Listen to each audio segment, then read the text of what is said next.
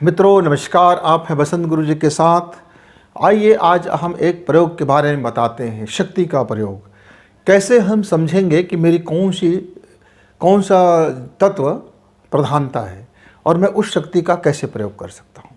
क्या वाकई में उस शक्ति का मैं प्रयोग कर जाऊँ, इसके विषय में मुझे महसूस कैसे होगा, मुझे जानकारी कैसा होगा, मेरे अंतर्मन मुझे बताएंगे कैसे। साथ ही हमारी चक्र है, चाहे वो 7 चक्र हो, 9 चक्र हो और वगैरह वगैरह। वैसे तो 108 ग्रंथि चक्र हमारे शरीर में एक्टिव रहते हैं, लेकिन कौन सा मेरा चक्र अभी प्रधानता है। क्या मेरा मूलाधार चक्र जागृत है? क्या मैं अपने शक्ति का उपयोग कर सकता हूँ? क्या मैं अपने आत्मविश्वास का उपयोग कर सकता हूँ? क्या मैं नए कारोबार शुरू कर सकता हूँ? या मेरे कारोबार में कैसे इजाफा होगा? मेरी आत्मविश्वास की कमी कैसे दूर होगा?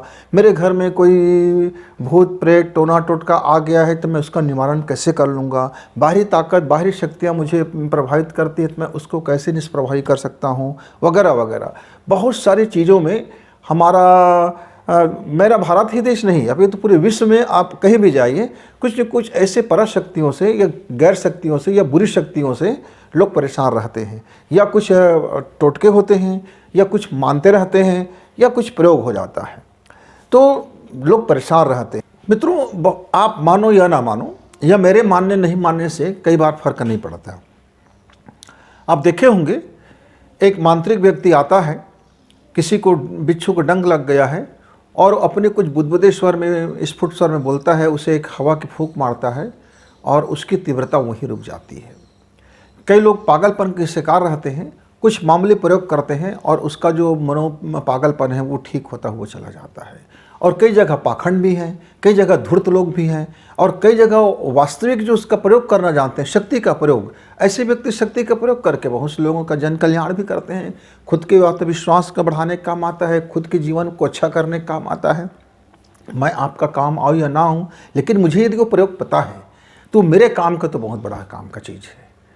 हो सकता है मैं आपके लिए कोई भला ना कर सकूं, लेकिन मैं अपने अंदर एक शक्ति को धारण करने के जो मैं महसूस करूंगा और जो अपने जीवन में मैं प्रयोग करूंगा, तो मेरा जीवन कम से कम ब्राइट होगा, बेस्ट होगा, बेहतर होगा, और मैं कभी भी डरूंगा नहीं, निर्भय होगा, अभय जिंदगी जीऊँगा। बहुत सारी चीज़ें हो जाती हैं। मित्रों, उस समय मैं करीब 30-35 साल का नौजवान था और मैं कुछ जंगलों की शाकल यात्रा में कर रहा था। जैसे कि आपका पचमढ़ी है, उज्जैन है, आपका बालाघाट का है, मंडला है, यानी जबलपुर के क्षेत्र है, पूरी गढ़ मंडला के क्षेत्र हैं, बालाघाट के पूरी क्षेत्र हैं, या अपना बस्तर का पूरा एरिया है, यानी हिंदी बेल्ट, जहाँ कुछ कुछ हिंदी समझते थे और कुछ कुछ हिंदी नहीं समझते थे, तो उसकी हिंदी की बोली भाषा ऐसा लगा हुआ था। मैं यात्रा में निकलने से पहले एक व्यक्ति ने मुझसे कहा, वो थोड़ा तंत्र मंत्र की जानकार थे, थोड़ा टोना टोटका भी जानते थे, जिसको हम लोग गांव में बोलते थे, ये बैगा भूमिया टाइप का आदमी है, ये पगनहा आदमी है, और लोगों के बोल दे तो भूल जाता है, भूलन जैसी इसके दिमाग को, यानी हमारी मेमोरी को वह भुला देने की उसमें क्षमता था, हमारी दिमाग को घुमा देने की उनमें क्षमता था। वो हमारे ओरा को ऐसा पकड़ करके कुछ कर देते थे जिससे उनके कहे ही सत्य हो जाता था। तो उन्होंने कहा मुझसे, आप इतनी बड़ी घूमने निकल रहे हो और शाकल यात्रा में जा रहे हो, कुछ नहीं है आपके पास, वहाँ जंगलों में आपको कई प्रकार की भूमियाँ मिलेंगे, बैगा मिलेंगे, तंत्र मंत्र वाले मिलेंगे, टोना वाले मिलेंगे, और कई तरह की जंगली जानवर मिलेंगे, भूत प्रेत मिलेंगे, अजीब अजीब हालातों से गुजरना पड़ता है, आप कुछ सीख क्यों नहीं लेते? तो मैं बोला, क्या कुछ सीख नहीं लेता? बोले कि ऐसे तंत्र मंत्र का प्रयोग करना सीख लीजिए। मैं बोला, मैं कुछ जानता हूँ और कुछ नहीं भी जानता हूँ तो कोई बात की फ़िक्र नहीं है, वो भी एक आदमी, मैं भी एक आदमी हूँ, भला मैं उनका क्या नुकसान करने जा रहा हूँ। बोले कि नहीं, नुकसान करने की बात नहीं है, अगला व्यक्ति बंदा डरेगा तो आपको मारेगा, वो जब तक नहीं डरेगा आपको कुछ नहीं करेगा, लेकिन हो सकता है उसके मन में कोई डर आ गया तो फिर वो आपको चोट कर देगा, आपको नुकसान कर देगा। तो मतलब शरीर से, बोले कि शरीर से भी कर सकते हैं, मंत्र से भी कर सकते हैं, तंत्र से भी कर सकते हैं, काला जादू से भी कर सकते हैं, टोना से भी कर सकते हैं, वगैरह वगैरह, बहुत सारी चीज़ें उन्होंने गिनाई। तो मैंने बोला, अच्छा, मैं चलो किसी दिन समय निकाल के सीख लेंगे। बोले नहीं, आपके लिए थोड़ा सा दुर्लभ है, आप ऐसा नहीं कर सकते, वैसा नहीं कर सकते। उसने कहा, मैंने बात सुनी, समझी, और मैं विज्ञान की कसौटी पर उनकी बातों को कसने लगा। मैं पहले कसौटी में ये देखा कि वो यदि मैं उनकी बातों में आ जाता हूँ तो पहला उनका विजय ये होगा कि वो मेरे मनोविज्ञान पर वो हावी हो जाएगा, और जैसे ही मेरे मनोविज्ञान पर हावी होगा, मैंने आज्ञा चक्र उसके वशवर्ती हो जाएगा। और जैसे मेरी आज्ञा चक्र वशवर्ती होगा, तो जो उनके द्वारा दिए गए मैसेज होगा, जो आदेश और निर्देश होगा, वे मेरे थायराइड को प्रभावित करेंगे और मेरा थायराइड मेरे ब्रेन को प्रभावित करेगा। तो मैं सबसे पहले तो उनके तमाम बातों को वैज्ञानिक पहलू में परखना शुरू किया और मैं अपनी यात्रा में निकल गया। मित्र, यात्रा में निकलने के बाद करीब 4 दिन का यात्रा मेरा हो चुका था और मुझे एक जंगल में एक बहुत मामूली आदमी मिला। उस आदमी का बड़ा उस क्षेत्र में बड़ी मान्यता था कि ये व्यक्ति बहुत विद्वान है, बहुत ऊंचे दर्जे का है।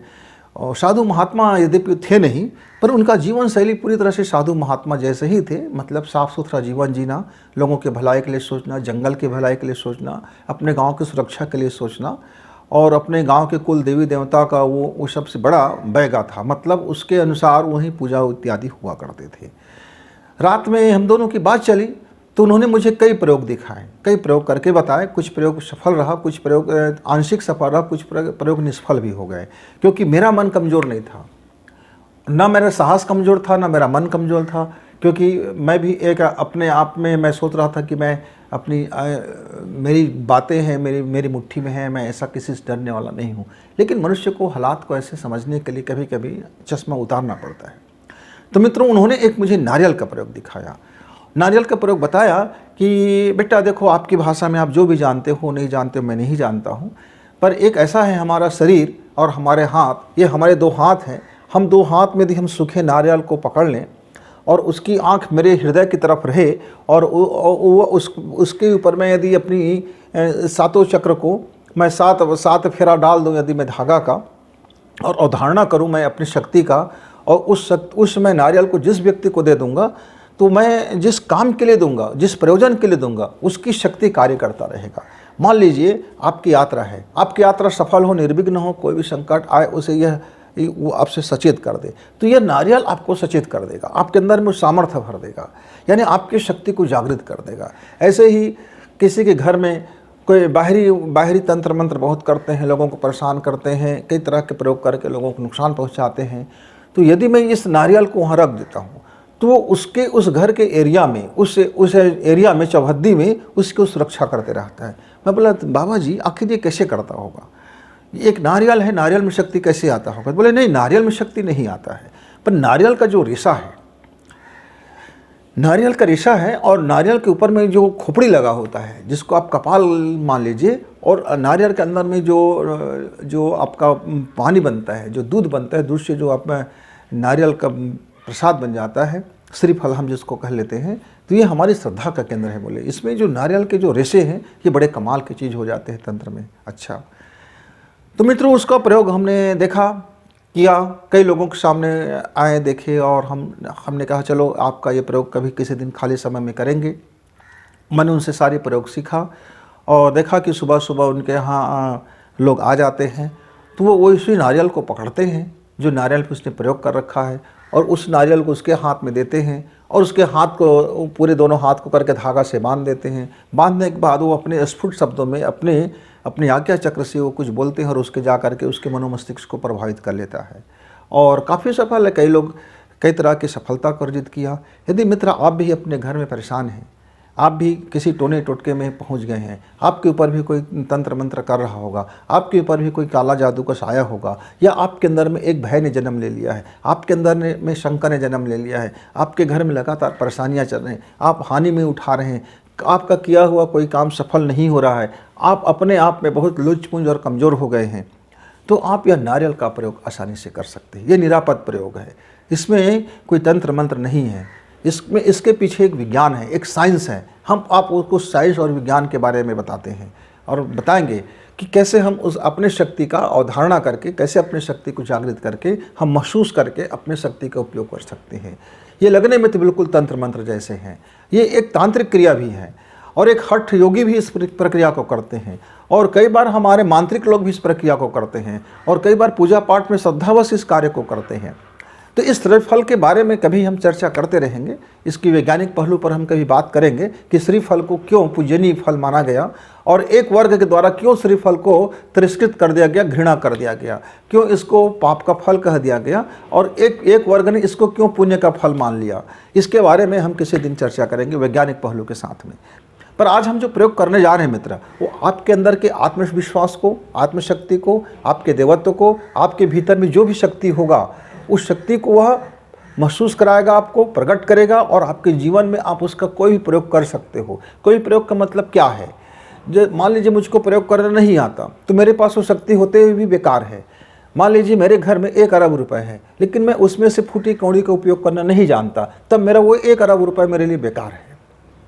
तो मित्रों, यदि आपको अवधारणा आता है, आपको प्रार्थना करनी आती है, आपको यदि यह आता है कि मैं अपने जीवन में सकारात्मक संवाद कर सकता हूँ, मैं अपने सफलता की कामना कैसे कर सकता हूँ, मैं अपने आप को समझने की बात कैसे समझ सकता हूँ, तो मित्रों सबसे पहले आप इस प्रयोग को करने से पहले मानसिक अवधारणा अपने कैसे हम करते हैं, हम स्वसंवाद कैसे करते हैं, हम अपने अंदर की को कैसे अपने प्रार्थना को डिजाइन करते हैं, पहले आप उसके बारे में सीख लेना। हमारे कई वीडियो बने हुए हैं कि किस तरह से हम अवधारणा करते हैं, कैसे अपने मानसिक प्रक्रिया करते हैं, किस तरह से हम अपने आप को याद दिलाते हैं और मेरा काम हो जाता है। बहुत सारी चीज़ें हैं जो मुझको अपने अंतर जगत में बताना होता है कि मेरे अंदर का अवचेतन मन को यदि मैं एक बार समझा दूँ कि ये हो रहा है मेरे जीवन में, तो वो कालांतर में प्रकट ही हो जाता है। मान लीजिए मैं आज का सफ़र अपने घर से निकलूँगा, सुबह सुबह मैंने सो के उठने के बाद मैंने अपने अंतर मन को,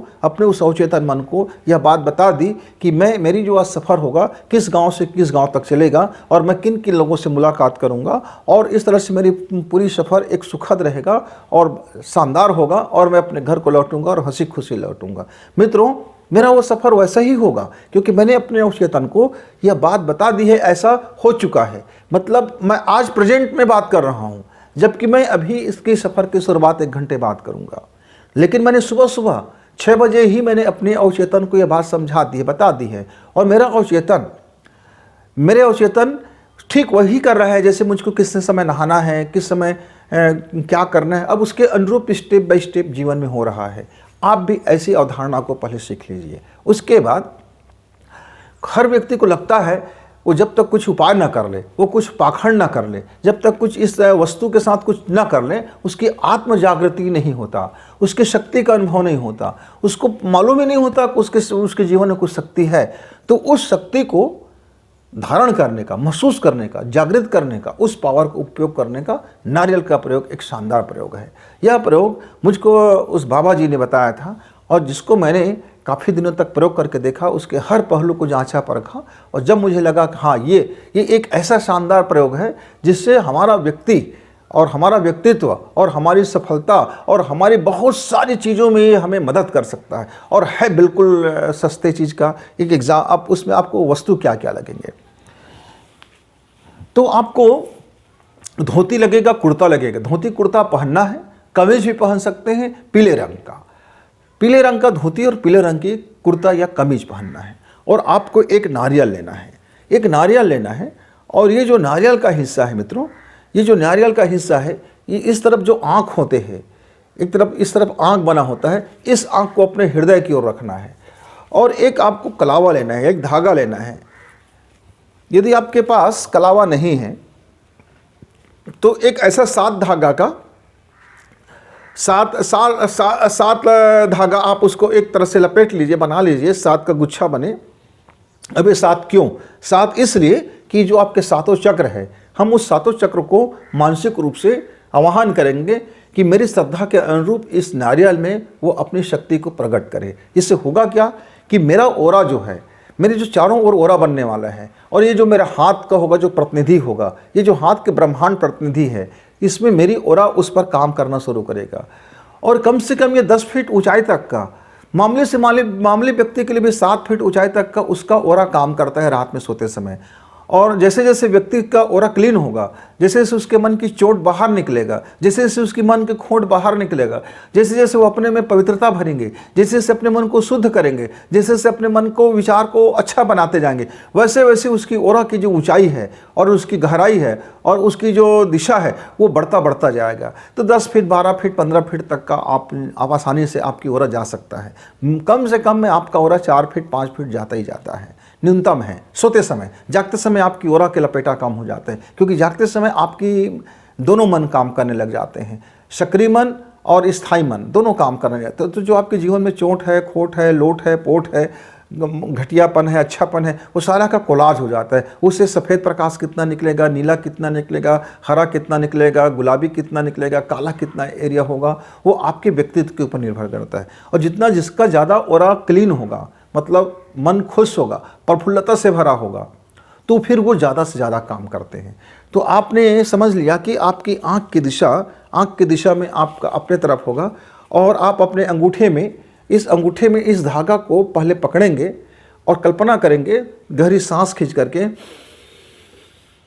सांस होल्ड करेंगे और इसको 7 बार लपेटेंगे और कहेंगे मेरा सातों चक्र इस एक एक धागे के एक एक चक्र पर वो स्थापित हो रहा है, एक एक चक्र एक एक धागे पर स्थापित हो रहा है। इस तरह से भाव करते हुए सांस को होल्ड किए हुए आप 7 धागा लपेटेंगे इस पर, और यही आप ला करके आपको समाप्त भी करना है। अब लपेटने के बाद आपने सांस होल्ड करके रखी थी, अब सांस को नॉर्मल कर लीजिए। अब इसको आप दोनों हाथ में पकड़ लीजिए, आँख आपके दिशा में हो और सामने वाला हिस्सा इधर हो। अब आपको क्या करना है, प्राणायाम करना है 15 मिनट का। सांसें गहराई में खींचना है और धीरे धीरे सांसों को छोड़ देना है, कुंभक नहीं करना है। और आंख बंद रखेंगे और आप अवधारणा करेंगे कि आपके अंदर की शक्तियाँ, आपके अंदर की ओरा शक्तियाँ, आपके अंदर की पर शक्तियाँ, आपके अंदर की जो अवचेतन शक्तियाँ, आपके मस्तिष्क, आपका ज्ञान, सब इस नारियल में प्रवेश हो रहा है। यह नारियल एक दिव्य धारण प्रवेश हो रहा है। मेरी सारी शक्तियों को यह नारियल अपने अंदर समेट रहा है, और जो भी मेरी शक्तियाँ हैं इस नारियल से होते हुए पुनः मेरी मस्तिष्क तक पहुँच करेगा। ये प्रचुरता में मेरे भावनाओं को समझ रहा है, मेरी शक्तियों को धारण कर रहा है। ऐसा भाव करेंगे और सांसें लेते रहेंगे 15 मिनट तक का।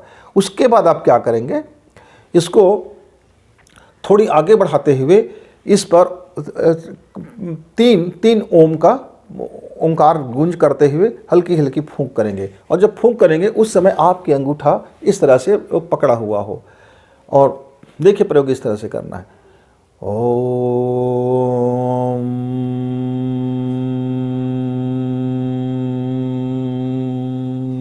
भावना कीजिए कि आपके अंदर की सातों चक्र की शक्तियाँ, जो जागृत शक्तियाँ हैं, इस अंगूठे के माध्यम से इस नारियल पर प्रसारित हो रहा है और प्रकाशित हो रहा है और प्रचुरता में है। और ऐसा फूंक करेंगे जिससे आपके दोनों अंगूठा पर वह जो आपकी फूंक का धारा है वो महसूस हो, और फिर इसी तरह से 3 बार करेंगे। इसके बाद मित्र क्या करेंगे, आप दाहिने हाथ में आप इसको एक हाथ में पकड़ेंगे और यहाँ से शुरू करेंगे, आपके कंठ चक्र से आप ऊपर लेके आएंगे और इस तरह से करते हुए 7 फेरा लगाएंगे, और मानसिक रूप से 7 फेरा लगाते हुए आप अंदर में ओम का गुंजार करते रहेंगे। ओम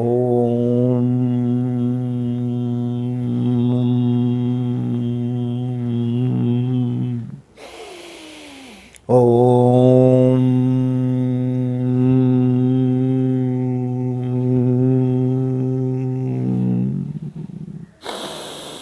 जब 7 फेरा लग जाए तब आप इसको, आपने अभी बायां हाथ से किए हैं, बायां हाथ से वो व्यक्ति करेंगे जो गर्म स्वभाव का है, और जो व्यक्ति शीतल स्वभाव का है वो दाहिने हाथ से इसका प्रयोग करेंगे।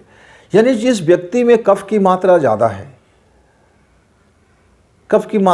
है, थोड़ा आलसीपन है, ज़्यादा डरपोक है, ज़्यादा डर जाता है, उसके ऊपर तंत्र मंत्र बहुत जल्दी काम करते हैं, उसके जीवन में बाहरी टोना टोटका बहुत जल्दी काम करते हैं, उसको कच्ची छाया है, वो व्यक्ति सामर्थ्य नहीं है, डर जाता है, तो वो अपने दाहिना हाथ से इस तरह से वो 7 फेरा लगाएंगे। लेकिन जो व्यक्ति गुस्सैल है, क्रोधी है और बड़ी हिम्मती है, हठी है, वो व्यक्ति अपने बायां हाथ से प्रयोग करेंगे। अब इसको करने के बाद जहां आप सोते हैं सिरहाना के ऊपर में जैसे छत होगा, तो छत के ऊपर में आप इसको, जिधर आपकी आंख है वो दीवार की तरफ हो और इस दिशा में आप उसको रख देंगे। अगल बगल कोई चीज़ रख देंगे जिससे वो गिरे मत, फूल रख देंगे, अक्षत चढ़ा देंगे, पूजा कर लेंगे। और उसके बाद रात को सोते समय आपको सोने से पहले आप खड़े हो जाएंगे और गहरी सांस खींचेंगे और नारियल को एक त्राटक देखेंगे और महसूस करेंगे कि आपकी जो शक्तियाँ हैं, जो ओरा है जो इस नारियल में है, अब वो शक्तियाँ मेरी आँखों पर होते हुए पुनः प्रवेश कर रहा है और मैं अपने शक्ति को महसूस कर रहा हूँ। ऐसा आप 5 से 15 मिनट तक की त्राटक करेंगे और उसके बाद चुपचाप आप बिस्तर में लेट जाएंगे, बायां करवट लेट जाएंगे और महसूस करेंगे कि आपके द्वारा जो शक्ति जो आपने हस्तांतरण किया है, उन नारियल से शक्ति पुनः आपके जीवन में प्रकट हो रहा है। मित्र, ये छोटा सा प्रयोग है। अब ये 9वें दिन आपको 3 दिन, 7 दिन, 9 दिन, बहुत से बंदे को तीसरा दिन इसका महसूस होता है, बहुत से बंदे को 7वें दिन महसूस होता है, बहुत से बंदे को 9वें दिन महसूस होता है। मतलब साधारण से साधारण व्यक्ति को भी 9वां दिन उसको अपनी आंतरिक शक्ति का पूरी तरह से अनुभव हो जाएगा कि उसके जीवन में कौन सी शक्ति का प्रकट है और कौन सी शक्ति का प्रबलता है और वह अपने उस शक्ति का क्या प्रयोग कर सकता है। प्रार्थना के लिए कर सकता है, किसी की भलाई के लिए कर सकता है, अपने जीवन में बेहतरी के लिए कर सकता है, अपने अवचेतन अवधारणा को शानदार करने के लिए कर सकता है, अपनी ओरा को क्लीन करने के लिए कर सकता है, अपनी मानसिक बीमारियों को ठीक करने के लिए कर सकता है, अपने परिवार की समृद्धि के लिए काम कर सकता है, अपने व्यापार व्यवसाय के लिए बेहतरी के लिए काम कर सकता है, अपनी पढ़ाई को बेस्ट करने के लिए काम कर सकता है, अपने जो चीज़ करते हैं उसको और ज़्यादा उन्नत करने के लिए कर सकता है। लेकिन मित्रों, हमारे बहुत से मित्रों के बीच में नकारात्मक बातें फैली होती हैं, तो नकारात्मक प्रयोग करने का मैं विधि आपको बिल्कुल नहीं बताऊंगा। बहुत से मित्र मेरे इसके दूसरे पहलू का उपयोग करते हैं, इसी पहलू को तंत्र विद्या में प्रयोग करते हैं, हठ विद्या में प्रयोग करते हैं और नकारात्मक शक्तियों को बुला करके वो लोगों को क्षति पहुंचाते हैं। तो मैं इस बाबत आपको किसी प्रकार की जानकारी नहीं दूंगा, क्योंकि मैं चाहता हूं कि मेरे जो भी युवा साथी है वो विज्ञान को समझे और दुनिया में जो बेहतरी प्रयोग हो सकता है उस पहलू को लेकर के काम करे, जो उसका जो पहलू है। अब इसमें एक सवाल उठा कि इसको हम शुरू किस दिन करें। मेरे एक मित्र ने पूछा था कि हम इस नारियल के प्रयोग को गुरुजी किस दिन करें। तो मित्रों, इन नारियल का प्रयोग हम करते हैं शुक्ल पक्ष में, मतलब पूर्णिमा के दिन। पूर्णिमा के दिन करते हैं और दिन के दोपहर के 12 बजे करते हैं। दोपहर में 12 बजे करते हैं या सुबह 6 बजे करते हैं, सुबह 6 बजे या दोपहर 12 बजे। पूर्णिमा का दिन इसलिए चयन करते हैं, पूर्णिमा का दिन का चयन करने का मतलब होता है कि जो हमारा बायां मस्तिष्क है, यानी जो हमारा चंद्र नाड़ियाँ हैं, वह पूर्ण रूप से उस दिन खिला हुआ रहता है, उसकी शक्ति पूर्णता में होती है। चंद्र नाड़ी जब शक्ति पूर्णता में होती है, इसका मतलब है कि मेरी ब्रेन की शक्ति और मेरी सोच की शक्ति और मेरी समझ की पावर, यानी कि मेरी नाभि चक्र, मेरी मणिपुर क्षेत्र पूर्णतः उस समय खिला हुआ रहता है। जब हम उस वक्त में करते हैं तो मुझको प्रकृति का सहयोग मिलता है। जब हम सुबह 6 बजे करते हैं तो सविता देवता का सहयोग मिलता है। जब दोपहर 12 बजे करते हैं तो भास्कर अपनी आदित्य अपने प्रखरता में होता है। तो इसलिए पूर्णिमा के दिन को आप चयन करना और पूर्णिमा के दिन से चयन करके उस दिन आप प्रयोग करके रख, ये जब आपकी इच्छा हो तब तक रखे रहें। और जब आपको लगता है कि इसको नवीनीकरण मैं कर दूं, तो जब भी नवीनीकरण करना होगा तो पूर्णिमा में ही करना होगा। तो क्या करेंगे, इसको छीलेंगे, इसकी गिरी को निकालेंगे, या फिर इसके बिना गिरी निकाले आप अपने हवन में डाल सकते हैं, अपने स्वाहा में इसको कर सकते हैं मित्रों, तो आपके लिए एक बेनिफिट होगा।